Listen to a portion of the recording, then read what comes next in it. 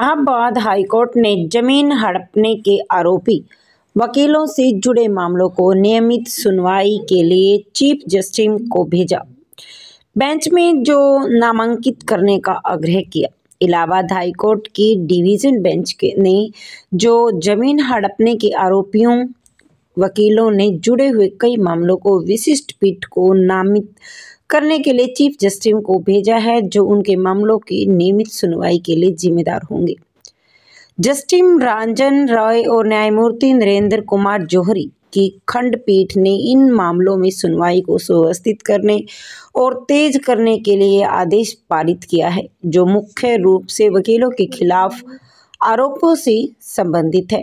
इनमें संपत्तियों को हड़पने का प्रयास करने वाले और हड़पने वाले वकीलों के रूप में गलत तरीके से पेश करने वाले व्यक्ति भी शामिल हैं। इसके अतिरिक्त इनमें से कुछ मामले लखनऊ में जिला न्यायालय के संचालन में कथित रूप से बाधा डालने के लिए कुछ वकीलों के खिलाफ आरोपों से संबंधित है। खंडपीठ ने क्या आदेश दिया है? वास्तव में याचिकाओं को नागरिक प्रकृति की याचिकाओं के रूप में माना जा रहा है, लेकिन इसमें शामिल करना मुद्दे अन्य रीट याचिकाओं के समान है, जो इन समूह में सूचीबद्ध हैं और या आरोपिक जो आपराधिक प्रकृति की हैं या सार्वजनिक हित में हैं।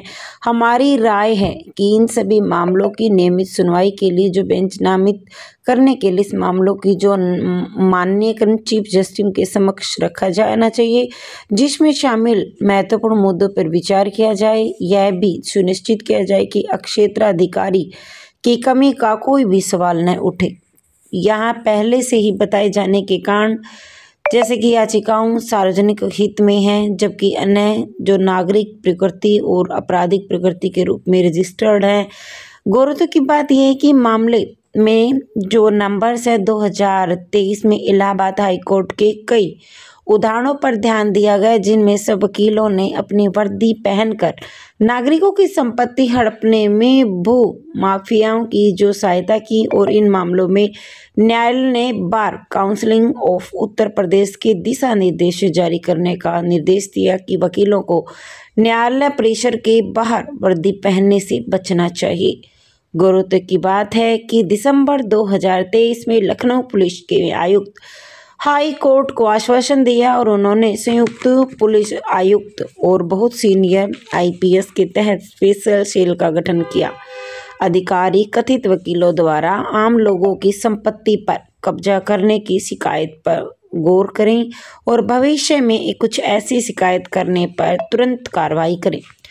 लखनऊ के पुलिस आयुक्त ने अदालत को यह भी बताया कि उक्त सेल के गठन को समाचार पत्रों, मीडिया सहित अन्य में जो माध्यम से प्रचारित किया जाएगा, जिससे जनता को इसके बारे में पता चल सके, कुछ ऐसी गतिविधियां पर जल्द ही अंकुश भी लगा जा सके।